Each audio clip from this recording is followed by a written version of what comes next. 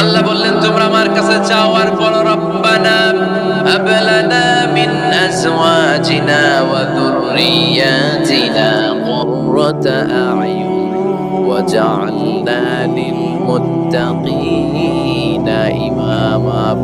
ও আমাদের রব, আমাদেরকে এমন স্ত্রী দান করেন, এমন সন্তান দান করেন যে স্ত্রীদের দিকে তাকালে, যে সন্তানের দিকে তাকালে আমাদের হৃদয়টারে জুড়িয়ে দিবে কে? এরকম স্ত্রী, এরকম সন্তান আমরা চাই কি চাই না? ঘরে ঢোকার পরে স্ত্রীর দিকে তাকালে কলিজা ঠান্ডা হয়ে যায়, সন্তানের দিকে তাকালে হৃদয়টা জুড়িয়ে যায়। এরকম সন্তান আমরা চাই না? কথা বলতে হবে, চাই কি চাই না? এরকম সন্তান কেমন করে আপনারা গঠন করবেন, কেমন করে সন্তানকে মানুষের মতো মানুষ বানাতে হয়, এ নিয়ে কিছু কথা আজকে আমরা শুনব। মনোযোগ আছে? কষ্ট হচ্ছে না তো? আমি যতক্ষণ আছি ততক্ষণ থাকবেন? কারা কারা?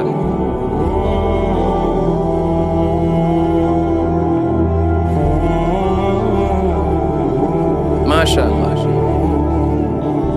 মাশাআল্লাহ। তাহলে থাকেন আমার সাথে, বসেন, কথা বলি কিছু।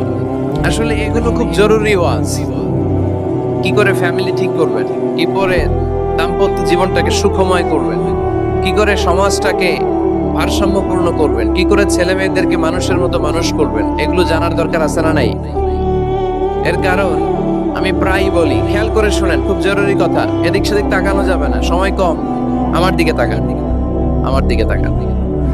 এই পৃথিবীতে গরুর পেট থেকে যেটা বেরোয় এটা গরু হয়ে যায়, ছাগলের পেট থেকে বেরোলেই ছাগল হয়ে যায়, মুরগির পেট থেকে বেরোলেই মুরগি হয়ে যায়, কিন্তু মানুষের পেট থেকে বেরোলে ওটা মানুষ হয়ে যায় না, ওটা মানুষ করতে হয়, মানুষ বানাতে হয়। ঠিক কিনা? খালি চোখে আপনি যা দেখেন সব কিন্তু মানুষ না, এগুলো জনসংখ্যা। এগুলো কি? বাড়ছে জনসংখ্যা, কমছে মানুষ।